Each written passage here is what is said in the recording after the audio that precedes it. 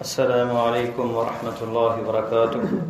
الحمد للہ رب العالمین والعاقبۃ للمتقین والصلاة والسلام علی رسولہ الامین وعلی آلہ وصحبہ اجمعین، اما بعد فاعوذ باللہ السمیع العلیم من الشیطان الرجیم، رب اشرح لی صدری ویسر لی امری واحلل عقدۃ من لسانی یفقہوا قولی۔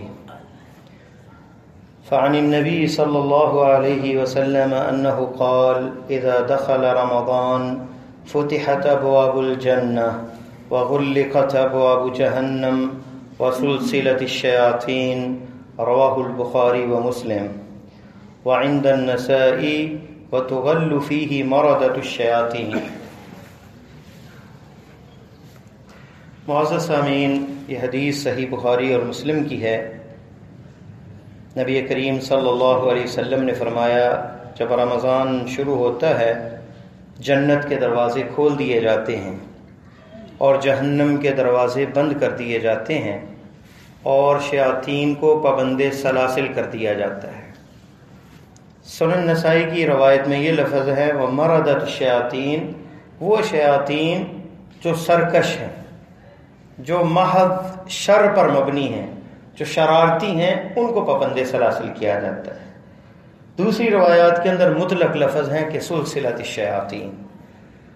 پہلی جو بات اس حدیث سے میں سمجھ آتی ہے کہ اللہ تعالیٰ کی رحمت عروج پہ ہوتی ہے رمضان کے مہینے میں، اور اس مہینے کی برکات یہ ہیں کہ جنت کے دروازے کھول دیے جاتے ہیں اور جہنم کے دروازے جو 8 ہیں، وہ 7 دروازے ہیں، وہ بند کر دیے جاتے ہیں اور جنت کے 8 دروازے کھول دیے جاتے ہیں۔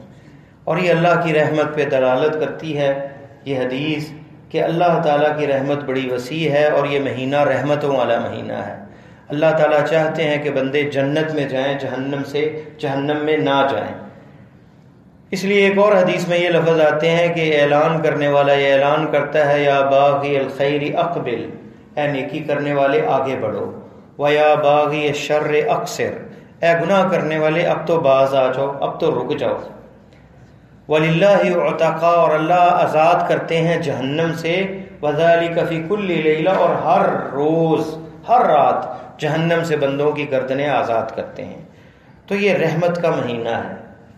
سوال یہاں یا اعتراض یہ آتا ہے کہ شیاطین کو پابند سلاسل کیا جاتا ہے، لیکن ہمیں گناہ نظر آتے ہیں، لوگ گناہ بھی کرتے ہیں، اور ایسے لوگ بھی ہیں جن کو دورے پڑتے ہیں جنات کے، شیاطین کے، اور وہ بھی ہوتے ہیں۔ تو اس کا جواب یہ ہے کہ اس حدیث سے مفسرین اور شارحین نے جو لکھا اس حدیث کی شرح میں، کہ اس سے مراد یہ ہے کہ وہ شیاطین جو عام دنوں کے اندر قادر ہوتے ہیں بندوں کے اغوا کے لیے، وسوسوں کے لیے، انہیں گمراہ کرنے کے لیے، وہ طاقت، وہ قوت، وہ تصرف انہیں رمضان میں نہیں ملتا۔ اسی وجہ سے مساجد میں رونق بڑھ جاتی ہے، نمازیوں کی تعداد بڑھ جاتی ہے، قرآن پڑھنے کو دل چاہتا ہے، لوگ قرآن پہ وقت گزارتے ہیں اور نیکی کے اندر بڑھ چڑھ کر حصہ لیتے ہیں، جو رمضان کے علاوہ ہمیں کم نظر آتی ہے۔ دوسرا یہ مفہوم بھی لیا گیا کہ اس سے مراد یہ جو حدیث سنن نسائی کی ہے کہ مردۃ الشیاطین، کہ وہ شیطان جو محض سرکش ہیں صرف انہیں پابند سلاسل کیا جاتا ہے۔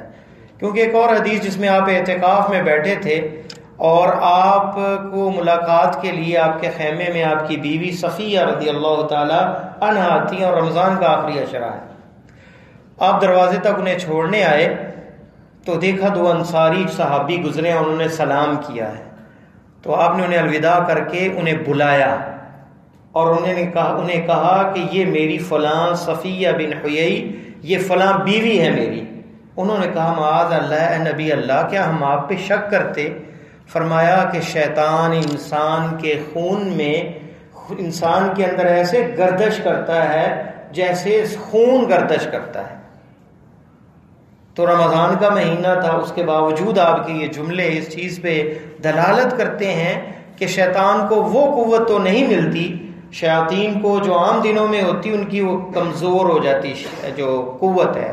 یا دوسرا معنی یہ کیا گیا کہ جو روزے دار ہیں اپنے ارکان کے ساتھ، سنتوں کے ساتھ، غیبتوں سے بچ کر سنت کے مطابق روزہ رکھا جائے اور ہر گناہ سے بچنے والے، ان پر قادر نہیں ہوتے. ان پر قادر ہونے سے انہیں پابند سلاسل کر دیا جاتا ہے. تب بھی معنی سمجھ آتا ہے کہ ایسے شیاطین جو ہے پابند سلاسل کیے جاتے ہیں. بہرحال یہ توجیحات ہیں مفسرین کی. اس کے باوجود کیونکہ پیارے حبیب صلی اللہ علیہ وسلم کا یہ فرمان ہے، ہم اسے من و عن جس طرح وارد ہے اس پر یقین رکھتے ہیں کہ اللہ تعالیٰ اس کی جملہ تفاصیل اللہ جانتے ہیں. لیکن یہ حدیث صحیح ہے کہ شیاطینوں کو پابند سلاسل کیا جاتا ہے، اور بعض روایات میں سرکش شیاطین کا ذکر آتا ہے. تو اس کی ہمیں واضح اور بین دلیل یہ ملتی ہے کہ نیکی کا بڑھ جانا اور شر کا کم ہو جانا اگرچہ ختم نہیں ہوتا. اس کے اسباب یہ بھی ہیں کہ انسان جو شیطان کا دوست بنتا ہے، دوست بن جاتا ہے، اس کی عادات ایسی بن جاتی ہیں پختہ کہ وہ شیطان اسے نہ بھی گمراہ کرے تو وہ اس کو عادت پڑ چکی ہوتی ہے اس شر کی اور اس گناہ کی. اس لیے قرآن مجید میں بھی ہمیں پناہ مانگی گئی ہے من شر الوسواس الخناس الذی یوسوس فی صدور الناس من الجنۃ والناس. جنوں میں سے بھی وسوسہ ڈالنے والے ہیں اور شیطان انسانوں میں سے بھی کچھ ہوتے ہیں. تو وہ شیطانی انس جو ہیں وہ قائم رہتے ہیں اور وہ ایجنڈا شیطان کا آگے بڑھاتے ہیں.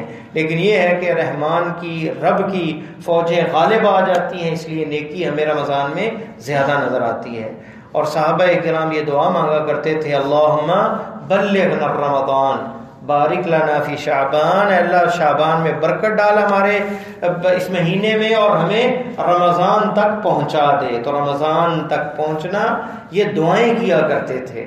رمضان یہ بہت بڑی فرصت، بہت بڑی نعمت ہے انسان کے لیے، جس کو زندگی میں یہ میسر آ جائے کہ ہو سکتا ہے اس رمضان میں اس کی جہنم سے گردن آزاد ہو جائے، اور ہو سکتا ہے ان لوگوں میں اس کا شمار ہو جو کامیاب اور سرخرو ہوں گے اللہ کے پاس. اللہ سے دعا ہے کہ اللہ مجھے اور آپ کو رمضان المبارک کا یہ مبارک مہینہ نصیب فرمائے، اور اللہ تعالیٰ کی اطاعت، اس کی بندگی، قیام، صیام، ان کو صحیح طریقے میں ادا کرنے کی توفیق عطا فرمائے. سبحانک اللہم بحمدک، اشہد ان لا الہ الا